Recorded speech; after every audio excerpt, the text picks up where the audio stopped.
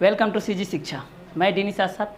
आज CG board class 9 का हम सेकेंड चैप्टर रियल नंबर्स लेके आए हूँ। क्लियर। तो इससे पहले हम लोग जो क्लास 9 का फर्स्ट चैप्टर वैदिक मैथमेटिक्स में हम लोग देखे थे, ठीक है। तो आज ये आपका सेकेंड चैप्टर रियल नंबर्स, ठीक है। तो इसको आप लोग नॉर्मली क्लास 6, 7, 8 में आप लोग पढ़े होंगे natural number, whole number, integers number के रूप में। तो उनके पूरे कलेक्शन को लेकर के हम लोग आज पढ़ेंगे रियल नंबर्स के लिए। क्लियर। तो चलिए सभी अपना नोटबुक निकाल लीजिए और नोट डाउन करते जाइए। वीडियो के अंत तक बने रहिए। ये क्लास बहुत ही इंटरेस्टिंग टॉपिक है, ठीक है। ये बहुत ही मज़ा आएगा आप लोगों को। आज ये रियल नंबर्स मेरे साथ पढ़ के देखिए। मैं ये बोलता हूँ कि आप लोगों को ये रियल नंबर्स वास्तव में होता क्या है, ठीक है। दोबारा आपको पढ़ना नहीं पड़ेगा। क्लियर। तो वीडियो के एंड तक बने रहिए, वीडियो के लास्ट तक बने रहिए। क्लियर। और आपको अच्छा लगता है तो वीडियो को लाइक और कमेंट और शेयर और सब्सक्राइब कीजिए, ठीक है। तो चलिए आज हम लोग स्टार्ट करते हैं रियल नंबर्स। क्लियर। तो आज का हमारा जो इंडेक्स है, क्लियर, एट फर्स्ट है हमारा natural number, now second whole number, now third integer number, now fourth rational number, now fifth irrational number. Clear. तो हम लोग स्टार्टिंग में देखेंगे नेचुरल नंबर को, और सेकेंड में देखेंगे हम लोग होल नंबर को, और थर्ड में देखेंगे इंटीजर नंबर, और फोर्थ में देखेंगे रैशनल नंबर, और फिफ्थ में देखेंगे इरेशनल नंबर को। क्लियर। ये हमारा आज का शेड्यूल है। क्लियर। तो चलिए देखते हैं हम लोग। तो बेसिकली आपका जो आज का जो इंडेक्स मैं बताया आप लोगों का, वो आपका जो इंडेक्स है वो आप लोगों का है नंबर सिस्टम का, जिसको आप लोग क्लास 6 में पढ़े थे, 7 में पढ़े थे, 8 में पढ़े थे। नॉर्मली कई लोग पढ़ भी नहीं पाए हैं। वास्तव में नंबर सिस्टम होता क्या है, संख्या पद्धति होती क्या है, अभी तक बहुत लोगों को पता भी नहीं है। तो आज ऐसा आप पढ़ाऊंगा मैं आप लोगों को कि आप लोगों के लाइफ में, ठीक है, दोबारा इसको नहीं भूलोगे आप लोग, ठीक है। एक बार ये माइंड में सेट हो जाएगा, आप किसी को भी पढ़ा सकते हो। क्लियर। तो चलिए आज का बहुत ही इंटरेस्टिंग टॉपिक नंबर सिस्टम को हम लोग स्टार्ट करते हैं। तो एट फर्स्ट हमारा है नेचुरल नंबर। नेचुरल नंबर, ठीक है, जिसको हम लोग बोलते हैं नेचुरल नंबर को क्या बोलते हैं हम लोग, प्राकृत संख्या। नेचुरल नंबर को हम लोग क्या बोलते हैं, प्राकृत संख्या। क्लियर। नेचुरल नंबर को बोला जाता है प्राकृत संख्या, प्राकृत संख्या। क्लियर। तो चलिए प्राकृत संख्या को बताता हूं मैं, ठीक है। जैसे कि आप लोग कहीं भी आपके आसपास में, ठीक है, कोई भी रहते हैं, कोई भी आपके, जैसे कि आप लोगों को पूछते हैं कि आपके फैमिली में कितने मेंबर्स हैं, तो आप लोग क्या करते हैं, काउंट करते हो। 1 2 3 4, मम्मी पापा भाई बहन, 1 2 3 4 5, 4 मेंबर्स हैं। क्लियर। जैसे आप लोगों को बोला जाता है कि आपके रूम में कितने विंडोज हैं, कितने खिड़कियां हैं, तो आप लोग नॉर्मली बोलते हैं कि 1 2 3 4 5। हमारे जो रूम है, हमारे जो होम है, उसमें हम कितने विंडोज हैं, हमारे रूम में 4 विंडोज हैं, 5 विंडोज हैं, ठीक है। आपके पास कितने कॉपी हैं बोलते हैं, ठीक है। आप कौन से क्लास में पढ़ते हो, तो 8 क्लास में पढ़ते हो, तो आपके पास कितने कॉपी हैं, तो आप लोग क्या करते हो, नॉर्मली काउंट करते हो। 1 2 3, साइंस के कॉपी, मैथ्स के कॉपी, एसएसटी के कॉपी, इस तरीके से आप काउंटिंग करते हो 1 2 3 4 5। क्लियर। तो देखिए आप लोग काउंटिंग कर रहे हो ना, काउंटिंग करके तो आपको पता चल रहा है जैसे आपके पास कितने पैसे हैं, तो आप क्या करते हो, काउंटिंग करते हो, ठीक है। तो ऐसी संख्याएं जिनका उपयोग गणना के रूप में किया जाता है, ऐसी संख्याएं जिनका उपयोग गणना के रूप में किया जाता है, जिनका उपयोग हम लोग गिनती के रूप में करते हैं, उसको बोला जाता है आपका प्राकृत संख्या, नेचुरल नंबर, ठीक है। इसको नेचुरल नंबर इसलिए बोलते हैं क्योंकि आप ना चाहते हुए भी आपका काउंटिंग 1 से ही स्टार्ट होगा, क्योंकि ये प्रकृति प्रदत्त है, ठीक है। अब कभी ये सुने हो कि कोई काउंट करता है भाई 0 1 2 3, ऐसा सुने हो क्या? जब भी आप काउंटिंग करेंगे, जब भी आप काउंटिंग करेंगे तो क्या करेंगे, 1 2 3 4 5 6 7, इस तरीके से काउंटिंग करेंगे। अब कभी भी ये काउंटिंग नहीं करेंगे कि 0 1 2 3, इस तरीके के काउंटिंग आप कभी भी नहीं करेंगे। तो जिनका उपयोग हम, ठीक है, जिनका उपयोग हम गणनाओं के रूप में करते हैं, गिनती के रूप में करते हैं, उसको बोला जाता है आपका प्राकृत संख्या, ठीक है। तो यहां पर आपको जो प्राकृत संख्या है उसको हम ना चाहते हो भी 1 से ही स्टार्ट होती है। क्लियर। जैसे मैं यहां पर बोल रहा हूं कि आपके पास कितने पेन है, तो आप काउंट करोगे 1 2 3 4, 0 से स्टार्ट नहीं करोगे, किससे स्टार्ट करोगे, 1 से। तो आपकी जो प्राकृत संख्या है उसकी शुरुआत होती है आपकी 1 से, ठीक है, 1 से होती है। क्लियर। तो प्राकृत संख्या की शुरुआत कहां से होती है, 1 से होती है, ठीक है। तो यहां पर हम लोग ये बोल सकते हैं, फाइनली इसको परिभाषित कर सकते हैं कि जिनका उपयोग, यहां पर मैं डेफिनेशन लिख रहा हूं,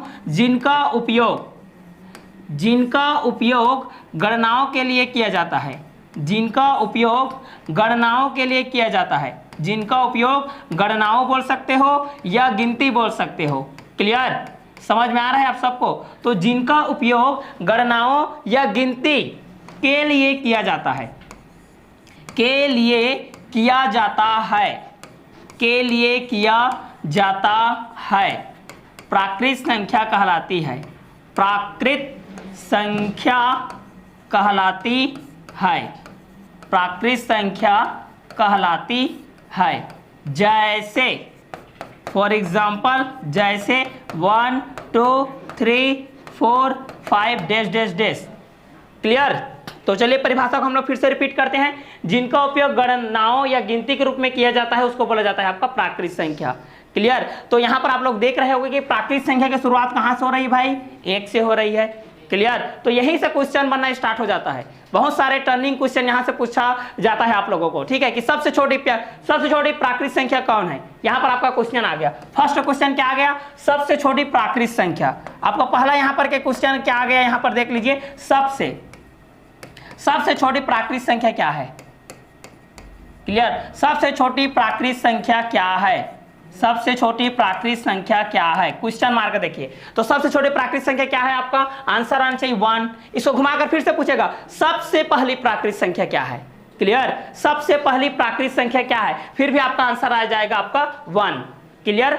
तो प्राकृत संख्या की शुरुआत कहां से होती है? ये भी क्वेश्चन आएगा। तो आप लोग क्या बोलोगे कि प्राकृत संख्या की शुरुआत 1 से होती है। किस संख्या की शुरुआत 1 से होती है? तो प्राकृत संख्या की शुरुआत 1 से होती है। प्राकृत संख्या किसको बोला जाता है? तो जिनका उपयोग हम गणना के रूप में करते हैं, जिनका उपयोग हम लोग गिनती के रूप में करते हैं, उसको बोला जाता है आपका प्राकृत संख्या। ठीक है, जिसको हम लोग बोलते हैं नेचुरल नंबर। तो यहाँ पर आप लोगों को क्वेश्चन पूछा जाएगा कि सबसे क्वेश्चन आता है, यहाँ पर एग्जाम्पल में आता है, यहाँ पर आपके एग्जाम में आएंगे, ऑब्जेक्टिव क्वेश्चन में आएंगे, MCQ टाइप क्वेश्चन में आएंगे, फिल इन द ब्लैंक में आएंगे, मैच द कॉलम में आएंगे। ठीक है, तो यहाँ पर सबसे छोटी प्राकृत संख्या क्या है? तो सबसे छोटी प्राकृत संख्या है आपका 1। सबसे पहली प्राकृत संख्या क्या है बोलने से भी 1 है। क्लियर? चलिए, तो यहाँ पर हम लोग इस प्राकृत संख्या के जो संख्या के क्रम है इसको हम लोग आगे बढ़ाते जा रहे हैं। क्लियर? तो चलिए इसको हम लोग आगे बढ़ाते हैं। यहाँ पर आगे जैसे कि हम लोग यहाँ पर इस तरीके से देख रहे थे कि यहाँ पर प्राकृत संख्या की शुरुआत 1 से होती है, प्राकृत संख्या की शुरुआत 1 से होती है। इसी को हम लोग आगे बढ़ा करके देखते हैं। जैसे यहाँ पर है आप लोगों का प्राकृत संख्या, तो प्राकृत संख्या यहाँ पर मैं लिखा था, प्राकृत संख्या का जो अल्फाबेट है नेचुरल नंबर, ये अल्फाबेट आपका N से स्टार्ट होता है, ये आपका N से स्टार्ट होता है। इस कारण से प्राकृत संख्या को हम लोग N से रिप्रेजेंट करते हैं, प्राकृत संख्या को हम लोग N से रिप्रेजेंट करते हैं। Means 1 2 3 4 5 6 dash dash dash. अब यहाँ पर देखिए आप लोगों के मन में क्वेश्चन आ रहा होगा कि सबसे छोटी प्राकृत संख्या 1 है, तो सबसे बड़ी प्राकृत संख्या कौन होगी? माइंड में चल रहा है क्वेश्चन चला मतलब मैथ्स। क्लियर? तो यहाँ पर आप लोग सोच रहे हो कि सबसे छोटी प्राकृत संख्या तो 1 है। सर ने अभी यहाँ पर बताया कि सबसे छोटी प्राकृत संख्या, सबसे छोटी प्राकृत संख्या, सबसे छोटी प्राकृत संख्या 1 है, सबसे छोटी प्राकृत संख्या 1 है। आप तो बता दिए सर। इसके बाद आप लोगों के माइंड में एक क्वेश्चन आ रहा होगा कि सबसे बड़ी प्राकृत संख्या क्या है? तो सबसे बड़ी प्राकृत संख्या ज्ञात करना असंभव है, क्योंकि हमारे पास किसी एक संख्या में 1 जोड़ेंगे, किसी एक संख्या में 1 जोड़ेंगे तो दूसरा संख्या प्राप्त होगा, दूसरे में जोड़ेंगे तो तीसरा संख्या प्राप्त होगा, तीसरे में जोड़ेंगे तो चौथा संख्या प्राप्त होगा। इस प्रकार हम लोग सबसे बड़े प्राकृत संख्या ज्ञात करना क्या है? संभव नहीं है। यहाँ पर आपको एक क्वेश्चन को फिर से पूछा जाएगा कि सबसे पहली प्राकृत संख्या क्या है? टर्निंग क्वेश्चन देखिए, सबसे पहली प्राकृत संख्या, सबसे पहली प्राकृत संख्या क्या है? तो सबसे पहली प्राकृत संख्या भी क्या है आपका? 1 है। सबसे पहली प्राकृत संख्या भी क्या है आपका? 1 है। क्लियर? अब यहाँ पर थर्ड है, प्राकृत संख्या को किससे दर्शाया जाता है? प्राकृत संख्या को किससे दर्शाया जाता है? तो यहाँ पर आप लोग लिखोगे कि प्राकृत संख्या को n से दर्शाया जाता है, प्राकृत संख्या को n से दर्शाया जाता है, n से दर्शाया जाता है। प्राकृत संख्या को किससे दर्शाया जाता है? तो आप लोग बोलोगे कि प्राकृत संख्या को n से दर्शाया जाता है।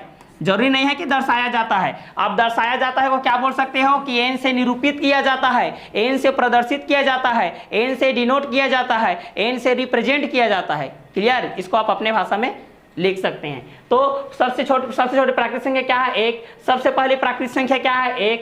और प्राकृतिक संख्या को किससे दर्शाया जाता है? तो प्राकृतिक संख्या को n से दर्शाया जाता है। So n equal to 1 2 3 4 5 dash dash dash. और यहाँ पर लास्ट में लिखोगे कि सबसे बड़ी प्राकृतिक संख्या ज्ञात करना असंभव नहीं है। सबसे बड़ी प्राकृतिक संख्या, सबसे बड़ी प्राकृतिक संख्या ज्ञात करना असंभव है, ज्ञात करना संभव नहीं है, ज्ञात करना असंभव है, असंभव है। क्लियर? अब यहाँ पर हम लोग प्राकृतिक संख्या तो पढ़ लिए, लेकिन 1 के बाद 2 आता है, 2 के बाद 3 आता है, 3 के बाद 4 आता है। तो ये संख्या किस प्रकार के हैं? इस संख्या को हम लोग जानते हैं। यहाँ पर देखिए, जैसे हमारे पास n इक्वल टू आ गया, n इक्वल टू क्या आ गया भाई? 1 2 3 4 5। क्लियर? तो यहाँ पर मैं आपको 2 संख्या बताऊंगा। पहला आपका जो संख्या आता है उसको बोला जाता है पूर्ववर्ती संख्या। पूर्ववर्ती संख्या, क्या संख्या? पूर्ववर्ती संख्या। पूर्ववर्ती संख्या मतलब संख्या के पहले आने वाले संख्या को क्या बोलेंगे? दिए गए संख्या के पहले आने वाले संख्या को बोलते हैं पूर्ववर्ती संख्या। क्लियर? तो यहाँ पर जैसे कि 5 है, 5 का पूर्ववर्ती कितना है? तो 5 के पहले कौन आता है भाई? 4 आता है। तो 5 का पूर्ववर्ती 4, 4 का पूर्ववर्ती 3, 3 का पूर्ववर्ती 2, 2 का पूर्ववर्ती 1। क्लियर? और 1 का पूर्ववर्ती नहीं होता है आपका। क्लियर? क्योंकि 0 आपका पूर्ण संख्या है। क्लियर? तो 1 का आपका पूर्ववर्ती नहीं होता है, इसको याद रखिएगा। 1 का आपका पूर्ववर्ती नहीं होता है।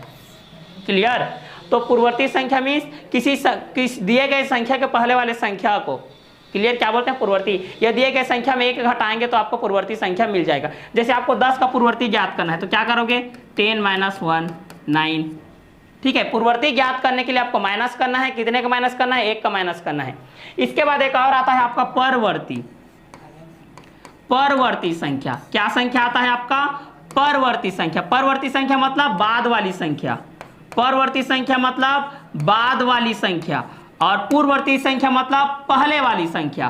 पूर्ववर्ती मतलब पहले वाली संख्या, पहले वाली संख्या।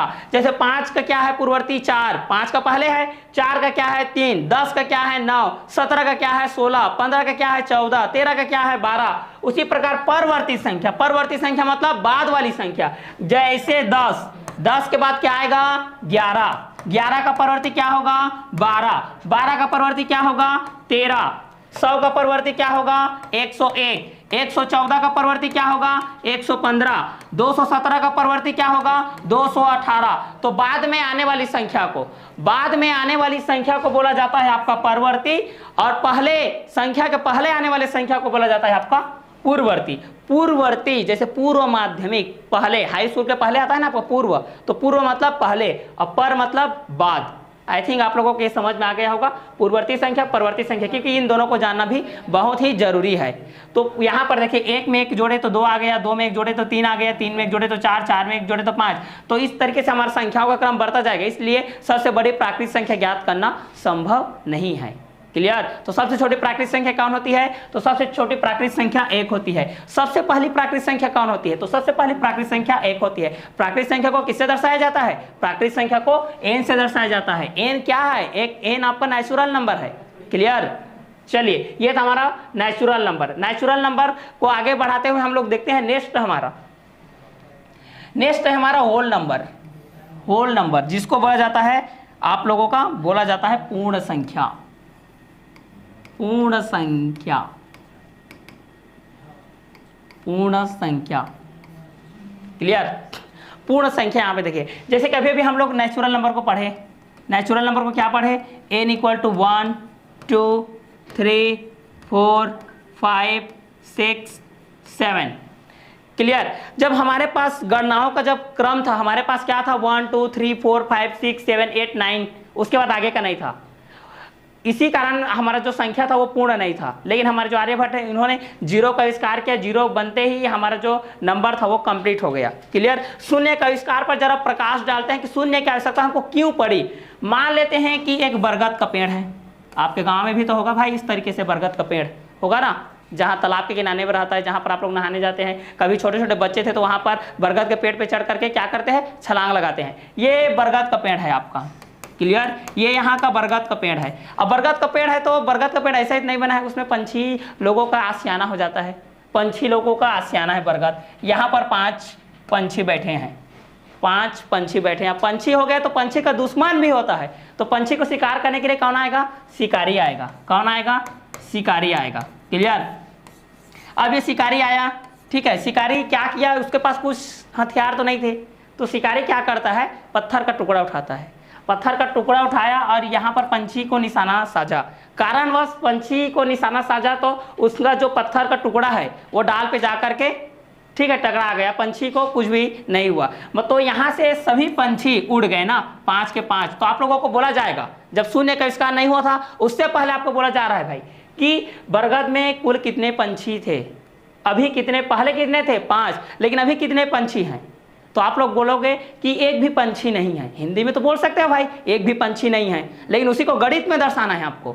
तो गणित में थोड़ी लिखोगे भाई कि एक भी पंछी नहीं है, ऐसा थोड़ी लिखोगे। तो इसीलिए किसकी जरूरत पड़ी? शून्य की जरूरत पड़ी। क्लियर। तो यहाँ पर आप लोग बोल सकते हो कि शून्य, वहां पर 0 पंछी हैं। क्लियर। तो इसी को दर्शाने के लिए शून्य का आविष्कार किया गया। जैसे गणित में है, आप बोल सकते हो कि मेरे पास 100 रुपये है, तो लिख दिए भाई 100 रुपये। 100 का तो नोट देखे हो ना सभी लोग, 100 रुपये। तो उसमें गणित में क्या लिखते हैं? 100, 100 हो गया। लेकिन यहाँ पर अगर 0 नहीं आता तो आप लोग क्या लिखते हैं? एक भी नहीं है, ऐसा थोड़ी होगा। तो एक भी नहीं है, उसी को दर्शाने के लिए 0 का आविष्कार हुआ। क्लियर। तो प्राकृत संख्या में, फाइनली प्राकृत संख्या में, किसमें? प्राकृत संख्या में किसको? 0 को शामिल किया गया। प्राकृत संख्या में 0 को शामिल किया गया तो बना संख्या परिवार। सबका अपना अपना परिवार रहता है ना, अपने अपने परिवार रहता है, चाचा है, चाची है, बड़े पापा है, बड़े मम्मी, सबका रहता है ना। उसी प्रकार यहाँ पर देखिए, प्राकृत संख्या में अगर 0 को शामिल करते हैं तो बना संख्या परिवार। ठीक है, सबका परिवार रहता है ना, राशन कार्ड रहता है, उसमें से सबका परिवार का नाम लिखा रहता है 1 by 1। उसी प्रकार इसका भी परिवार है, उसमें भी है। देखिए, तो पहला हमारा जो फैमिली मेंबर था वो क्या था? आपका नेचुरल नंबर था, प्राकृत संख्या था। उस प्राकृत संख्या में हम किसको शामिल कर लिए? 0 को शामिल कर लिए। तो नया बना संख्या परिवार आपका क्या कहलाएगा? W कहलाएगा, मतलब होल नंबर, पूर्ण संख्या। क्लियर। तो प्राकृत संख्या में अगर हम 0 को शामिल करेंगे तो बना संख्या परिवार आपका कहलाएगा पूर्ण संख्या। बना संख्या परिवार आपका क्या कहलाएगा? पूर्ण संख्या। क्लियर। तो यहाँ पर पूर्ण संख्या की शुरुआत कहाँ से होती है? तो 0 से होती है।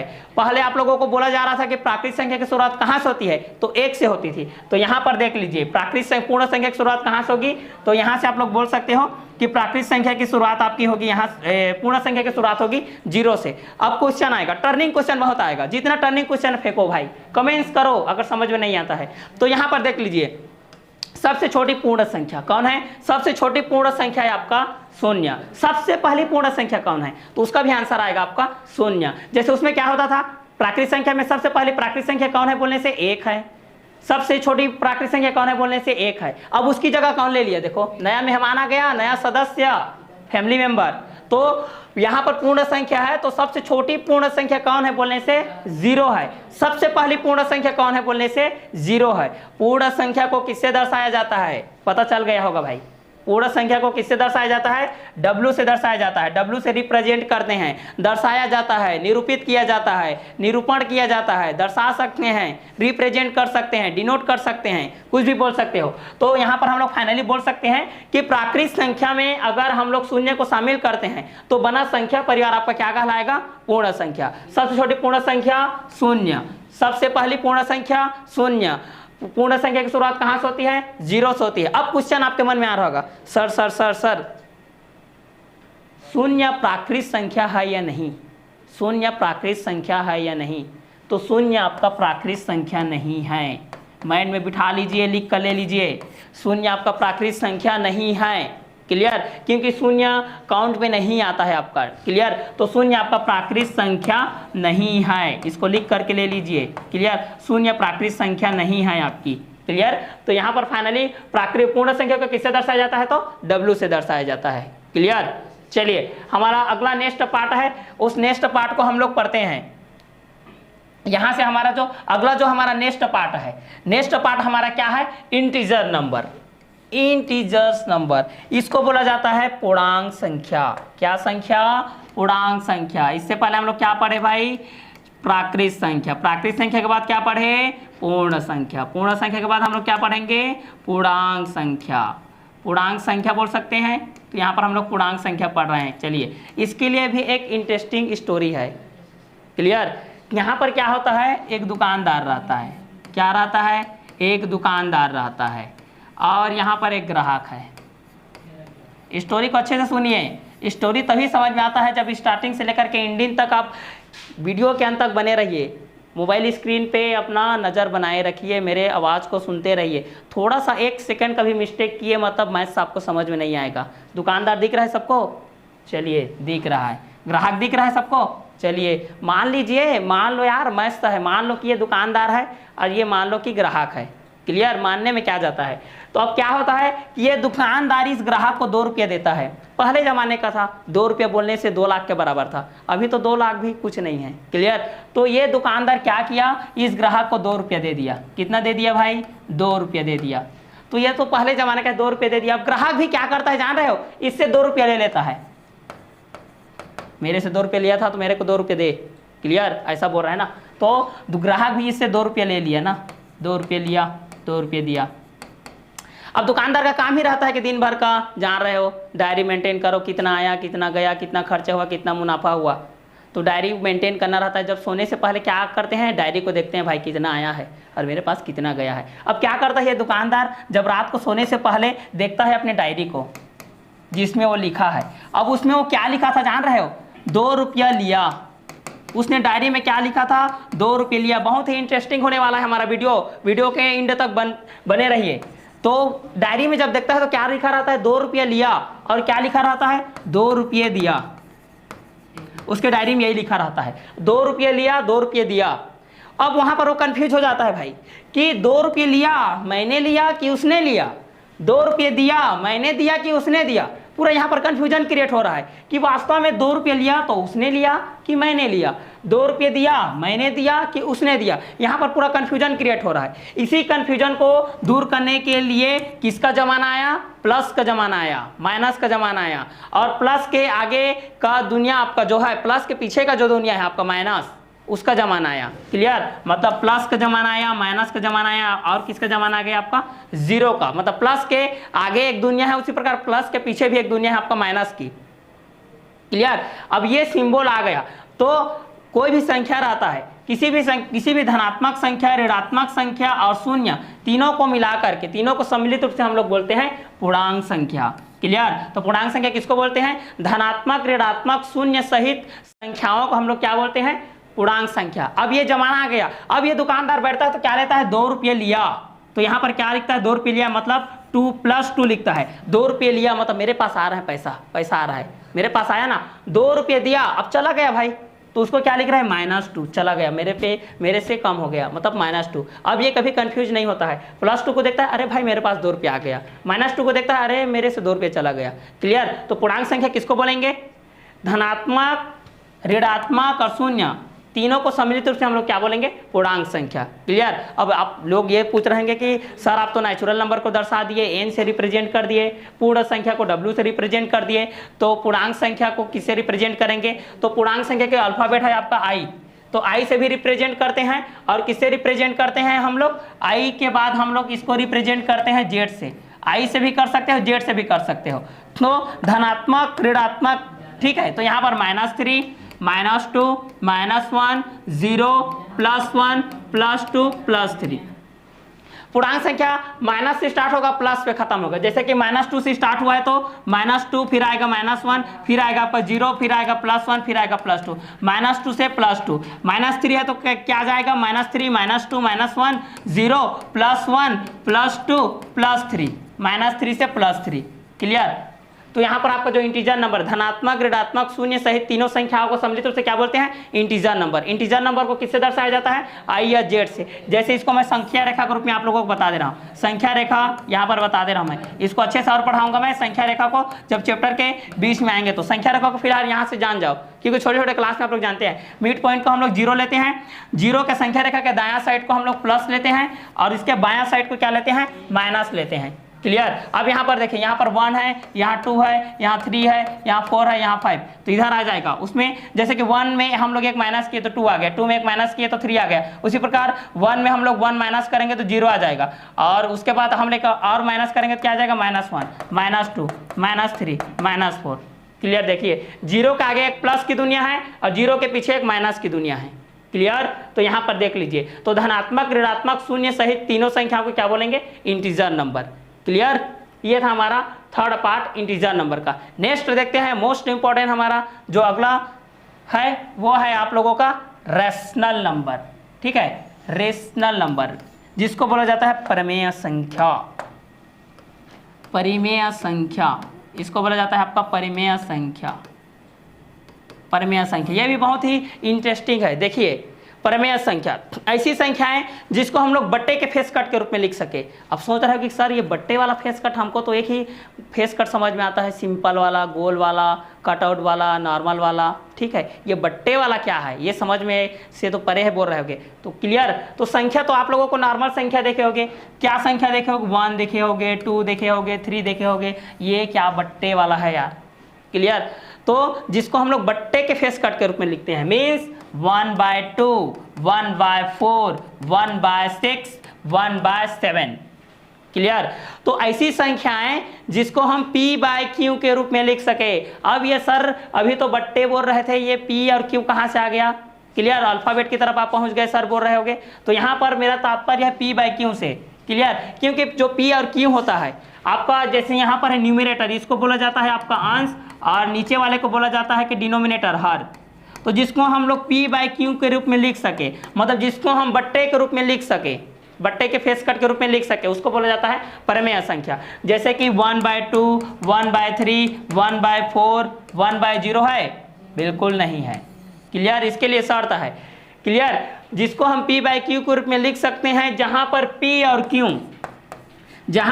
और q दो धनात्मक पूर्णांक हैं, दो धनात्मक पूर्णांक है, ऋणात्मक नहीं ना, दो धनात्मक पूर्णांक है, मतलब प्लस वाला ही है, दो धनात्मक पूर्णांक है। यहाँ पर कंडीशन देखिए, सबके यहाँ शर्त रहता है, मेरे यहाँ 9 बजे आना है भाई, मेरे यहाँ 10 बजे आना है, सबके यहाँ शर्त रहता है। स्कूल आने का समय 10 बजे, छुट्टी का समय 4 बजे, सबका शर्त रहता है, उस शर्त को मानना पड़ता है। उसी प्रकार यहाँ पर भी इसके पास शर्त है, q is not equal to 0, q का मान कभी भी 0 नहीं होना है। अगर q का मान 0 हो गया, मतलब नीचे का मान, हर का मान 0 हो गया, मतलब वह परिमेय संख्या नहीं है। इसलिए मैं यहाँ पर बोला 1/0 आपका रेशनल नंबर नहीं है, लेकिन 0/1 आपका रेशनल नंबर है, क्योंकि इसका नीचे में क्या है, 1 है। क्लियर। तो हर का मान 0 नहीं होना है। अगर हर का मान 0 है मतलब वह परिमेय संख्या नहीं है।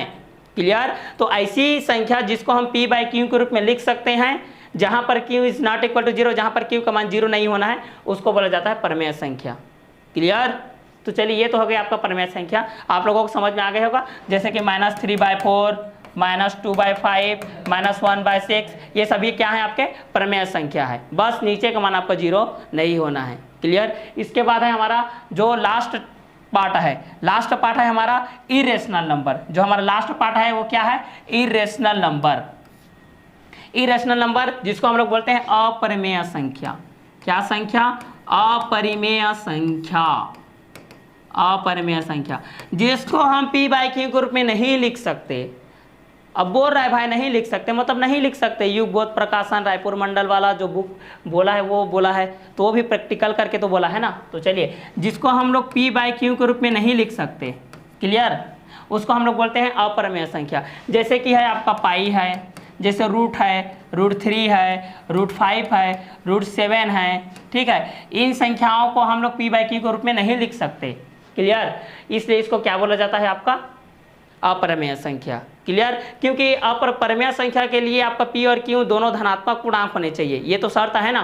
तो यहाँ पर आपका पाई और √3, √5, √7 ये क्या है, आपके अपरिमेय संख्या। आप बोल सकते हैं कि सर यहाँ पर आप √4 भी तो लिख सकते थे, तो अंडर रूट 4 नहीं होगा, क्योंकि 4 का स्क्वायर रूट होता है आपका 2 2 जा 4, 2 1 जा 2, मतलब 4 का स्क्वायर रूट होता है आपका 2, लेकिन आपका 3 का नहीं होता है, 5 का नहीं होता है, 7 का नहीं होता है, 8 का नहीं होता है। जिसका स्क्वायर रूट होता है वो प्रमेय संख्या है, जिसका स्क्वायर रूट नहीं होता है वो आपका अप्रमेय संख्या। तो अप्रमेय संख्या को इतना जानिए, जिसको हमको p/q के रूप में नहीं लिख सकते उसको बोला जाता है आपका अप्रमेय संख्या। तो इतने में आप लोगों का नंबर सिस्टम क्या है, क्लियर है। अब यहाँ पर आप लोग ये पूछ सकते हो, क्या पूछ सकते हो, यहाँ पर ये पूछ सकते हो, जैसे कि यहाँ पर मैं लिख रहा हूँ ना नेचुरल नंबर, नेचुरल नंबर 1 2 3 4 5 6, उसके बाद होल नंबर 0 1 2 3 4 5 6, उसके पश्चात इंटीजर नंबर -3 -2 -1 0 +1 +2 +3, उसके बाद मैं रेशनल नंबर, रेशनल नंबर को क्यू से रिप्रेजेंट किया जाता है 1/2 -3/2 0/1 और -5/2 -7/2। उसके बाद इरेशनल नंबर, इरेशनल नंबर को आई आर या एस से आपको रिप्रेजेंट करते हैं √3 √5 √7 पाई। अब यहाँ पर देखिए, यहाँ पर मैं इसका थोड़ा सा गुण को बता दे रहा हूँ आप लोगों को, क्या को बता दे रहा हूँ, गुण को बता दे रहा हूँ। सभी प्राकृत संख्याएं, सभी प्राकृत संख्याएं पूर्ण संख्याएं होती है। क्यों होती है देख लीजिए, 1 2 3 4 5 6 डब्ल्यू में आ रहा है, 1 2 3 4 5 6 में आ रहा है ना जी, बिल्कुल आ रहा है। तो सभी प्राकृत संख्याएं पूर्ण संख्या होते हैं और सभी प्राकृत संख्याएं पूर्णांक संख्याएं भी होती हैं और सभी प्राकृत संख्याएं परमेय संख्याएं भी होती है, लेकिन सभी प्राकृत संख्याएं आपके अपरमेय संख्याएं नहीं होती है। क्लियर। दूसरा देखते हैं, ये आपका अलग है ना, इसको साइड में कर लेते हैं, ठीक। अब यहाँ पर देखिए, सभी पूर्ण संख्याएं, सभी पूर्ण संख्याएं पूर्णांक संख्याएं होती है और सभी पूर्ण संख्याएं परमेय संख्याएं भी होती है, लेकिन सभी पूर्ण संख्याएं जीरो को छोड़ करके सभी प्राकृत संख्याएं होती है। क्लियर, इसको याद रखिएगा, जीरो अपवाद है आपका। उसी प्रकार सभी पूर्णांक संख्याएं आपके परमेय संख्या होते हैं और सभी परमेय संख्या आपके पूर्णांक संख्या होते हैं। क्लियर। तो यहाँ पर हमारा जो चैप्टर था रियल नंबर्स, वही यहाँ पर क्लियर होने वाला है। इतने को हम लोग बोलते हैं आपका, ठीक है, इतने को बोला जाए, ये आपको आप लोगों का तो परमेय संख्या के अंतर्गत में आ जाएगा। मतलब प्राकृत संख्या, पूर्ण संख्या और पूर्णांक संख्या, ये सब परमेय संख्या के अंतर्गत आते हैं, क्योंकि आपके natural number, whole number, integer number ये आपके रेशनल नंबर में आते हैं। क्लियर, ये तो आपका अपरमेय संख्या है। क्लियर। तो यहाँ पर हम लोग फाइनली ये बोल सकते हैं कि परमेय एवं अप्रमेय संख्या को सम्मिलित रूप से, परमेय और अप्रमेय संख्या को, परिमेय व अपरमेय संख्या को सम्मिलित रूप से बोला जाता है आपका रियल नंबर्स, जो कि आज का हमारा टॉपिक था। रियल नंबर्स वास्तविक संख्याएं, वास्तविक संख्याएं। क्लियर। इसी को हम लोग यहाँ पर अभी देख रहे थे, इसी को देख रहे थे ना हम लोग। क्लियर। तो यहाँ पर इसको देखते हैं, एक बार देख लीजिए रियल नंबर्स को, इसको दोबारा देख रहे हैं, रियल नंबर देख लीजिए कि सभी प्राकृत, यहाँ पर देख लीजिए, यहाँ पर हम लोग बोल रहे थे नेचुरल नंबर जिसकी शुरुआत 1 2 3 4 5 से होती है। क्लियर। नेचुरल नंबर में हम लोग यहाँ से ऐड कर दिए थे जीरो को भाई, तो यहाँ पर हो गया था 0 1 2 3 4 5 6 7। और धनात्मक और ऋणात्मक युक्त संख्याओं को बोलते हैं इंटीजर, पूर्णांक संख्या, -3 -2 -1 0 और यहाँ पर हो जाएगा आपका 1 +1 +2 +3। क्लियर। और यहाँ पर रेशनल नंबर में आ जाएगा -1 -1/2 -3/2 -5/2 और यहाँ पर आ जाएगा आपका -6/5 -4/7। क्लियर। तो सभी प्राकृत संख्याएं पूर्ण संख्याएं हैं, लेकिन सभी पूर्ण संख्याएं प्राकृत संख्याएं नहीं हैं। सभी पूर्ण प्राकृत संख्याएं पूर्ण संख्याएं, पूर्ण संख्याएं आपके पूर्णांक संख्याएं और सभी पूर्णांक संख्या आपके रेशनल नंबर परमेय संख्या है। ठीक है। और ये है आपके इरेशनल नंबर, जिसको अलग से दर्शाया गया है। तो अपरमेय संख्या मतलब परमेय संख्या और अपरमेय संख्याओं को सम्मिलित रूप से क्या बोलेंगे, रियल नंबर, जो कि आज का हमारा टॉपिक था। क्लियर। बहुत ही इंटरेस्टिंग टॉपिक था, आप लोगों को मजा आया होगा। क्लियर। तो आज का जो हमारा क्लास है उसको हम लोग यही वर्क करते हैं। क्लियर। वीडियो अच्छा लगा हो तो लाइक कीजिए, कमेंट कीजिए। क्लियर। और सब्सक्राइब कीजिए, ठीक है, क्योंकि सब्सक्राइब करेंगे तो हमारा जो नेक्स्ट वीडियो है उसका नोटिफिकेशन आपके पास आता रहेगा, ताकि आपको पता चले। क्लियर। तो आज का क्लास हम लोग यही वर्क करते हैं। Okay, bye, have a nice day. हमसे जुड़ने के लिए डाउनलोड कीजिए सीजी शिक्षा ऐप और पाइए इंग्लिश मीडियम के नर्सरी, LKG, UKG, वो भी एनिमेटेड वीडियो के साथ ही CG board class 6 to 12 Hindi, English, maths, science, chemistry, physics, biology और स्पोकन इंग्लिश, वो भी मात्र 500 रुपये सालाना शुल्क के साथ। ये अनाथ बच्चों के लिए मुफ्त है, तो स्क्रीन पर दिए गए नंबर पर आप कांटेक्ट कर सकते हैं। तो आइए जानते हैं कि आप सीजी शिक्षा ऐप कैसे डाउनलोड कर सकते हैं। तो अपने मोबाइल के प्ले स्टोर पे जाइए, वहाँ पर टाइप कीजिए सीजी शिक्षा ऐप। आपको इस तरीके का लोगो दिखाई देगा, यहाँ पर प्रेस कीजिए, इंस्टॉल कीजिए और ज़्यादा से ज़्यादा शेयर कीजिए। Thank you.